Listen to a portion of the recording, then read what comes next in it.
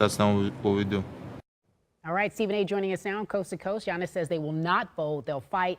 Stephen A., many others, as well as yourself, have talked about how Giannis is being exposed. He's not a complete superstar, not yet at least. So I need you to do me a favor. I want you to explain what that means to you, and if, in fact, there are any adjustments that can be made in order for this team to get their momentum back.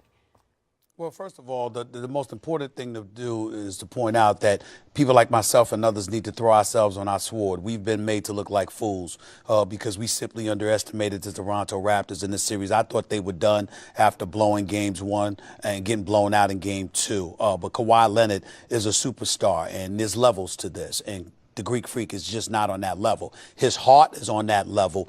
Him in the low post is on that level, but his overall game is still relatively raw. And that's really the problem here. Nick Nurse in game 3, after getting blown out in game 2 and being down 0-2, made the switch of putting Kawhi Leonard on the Greek Freak. What happens? The Greek Freak all year long and dominating the Eastern Conference and pretty much most of the NBA got into the lane at will, dribbling the ball, pushing it up the floor, and being in attack mode and going downhill. And most teams had to succumb to that kind of momentum. Well, Toronto said, okay, we're going to have somebody like Kawhi on you that's going to serve to neutralize you to some degree from gaining that momentum. As a result, you're going to have a pretty tough time getting to the hole. And if you can't do that, not only is it going to compromise your ability to score because you're not really a perimeter shooter, but you're also the guy that Mike Budenholzer relies upon to be that playmaker, zipping passes to open dudes on the wing so they can drill open shots. The Brook Lopez's of the world, Mirotić of the world, Ilyasovas of the world, even George Hills of the world. But you can't do that if you're prevented from getting into the interior. So that turns you into a half-court offense, and that's not Milwaukee's strength for the most part. And that's what you've seen Toronto do to these guys. So how do you overcome that? I don't know how you've overcome that, because what are you going to do? Greek Freak is attacking the paint with 3 and 4 dudes on them, and still you're throwing it out, but they've got the speed to get out to the perimeter and defend and contest perimeter shots. I think Milwaukee is giving them their best shot. The only hope is for them to amp up their defense and make it just as ugly for Toronto's offense as Toronto has made it for their offense. To me, that's their only hope at this point. I got to ask you this. I don't know if you remember Spurs Heat Part 2 NBA Finals. I'm going back to our Together First Take days. And Pop said the series switched in terms of them winning, when they put Kawhi on LeBron. And he shut down LeBron. Right. We see the same thing happening right now. No. And you say there's levels, in terms of levels to this. Did we forget how good Kawhi is in terms of what kind of superstar he was? Yeah, we knew he was a superstar. We just forgot how potent he could be, particularly against his team. Now, the series definitely changed because he made LeBron work for everything. So LeBron got his points, but it wasn't with the same fluidity and the same ease as it had been in prior matchups against the San Antonio Spurs. So that's what made the difference. In this particular case, it's far more drastic because the Greek Freak isn't the offensive player that LeBron was back then. There's really only one way he can beat you, by getting to the hole. And even though you had a guy like LeBron who was capable of being a playmaker, you still had D Wade with playmaking ability. You don't have anybody on Milwaukee that can do that. The closest thing you have to it is a Malcolm Brogdon, who can really play, but is just coming back from his injury. He was shooting the ball effectively. But at one point down one of these games, he had 4 points. I believe it was in game 4.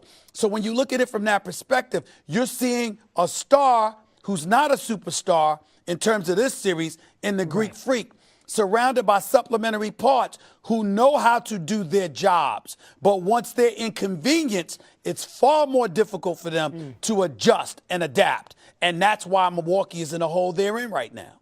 All right. I heard you say on First Take you think that the series could be over if they take it back to Toronto. I appreciate you joining us here. You have not worked hard. We haven't seen you on every single show. I want to see you for the rest of the day, all weekend long, if you don't mind. Thank you, Stephen A., for joining us on Coast to Coast. Coming up. Coming up. He might be stuck in customs. Kawhi Leonard proving he's got game on game on game on game. Tim Legler shows us how the Raptors superstar is shining. There's levels to this, from my understanding. Steve, I don't know. Do you hear Stephen A.? There's levels to this, David. Carrie, what about the team out west? The Warriors continue to bide their time, nursing their wounds. There's Boogie. Sure. They took a couple days off after they clinched back at it yesterday. They'll also take Sunday off, then start to prepare in earnest for Game 1 of the Finals, which is next Thursday. As for who they are studying, with the East still up for grabs, here's Steve Kerr. We won't prepare for either team until there's a series winner. So we'll just prepare ourselves and get our own team ready, and then once we have an opponent, then we'll go to work there. All right, so Kevin Durant's status still up in the air. Durant isn't expected for Game 1 of the NBA Finals. We know we saw this injury, which looked ugly for many. The Warriors say they're hopeful he can return during the series, the Finals. Durant still has not been cleared for on-court activity, so I don't see how that's happening. Another update planned for Wednesday, but again, here's Coach Kerr. I would say we feel like he's going to be back at some point during the series. That's our thought. It's our gut. But again, there's nothing clear-cut. The news is better for two other injured Warriors. Andre Iguodala, who missed Game 4 of the conference finals with a calf injury, didn't practice yesterday, but is expected to be ready for Game 1. As for DeMarcus Cousins, he's missed the last 5 weeks with a quad injury, did practice yesterday. There's optimism that he's going to be good to go for next Thursday. All right, well, speaking of good to go, guess what? During an interview after practice, a reporter asked Klay Thompson, was he good to go about not necessarily being on an all-NBA team right behind Kemba Walker. That was the third team ahead that we're talking about. So he was not very happy. His nonverbal reaction was loud and clear. Let's just take a look and, of course, listen. That's cool and all, but like when you go to 5 straight finals, I respect those guys, but when you go to 5 straight, I mean, it takes more than just a couple of NBA guys. It's like an all-time team, but whatever. That's not. I'd rather win a championship than be third team All-NBA, so it's all good. Well, how are you able to roll that off your back, given, I mean, there's money implications? Rings. Whatever. That was Just his whatever. lost $30 million face, right? No, but it's also the lack of respect. He wants you to put some respect on his name. Look what I do. I'm the best backcourt in the league. Come on, get out of here. If not all time. Where's my name, David? And it's also about $30 million, though. David, you have $30 million. You I don't have a lost $30 $30 million face. I don't know what that would look like, but I thought he did a nice job there, keeping his composure after that. All right, so they're rushing us, David. You ready?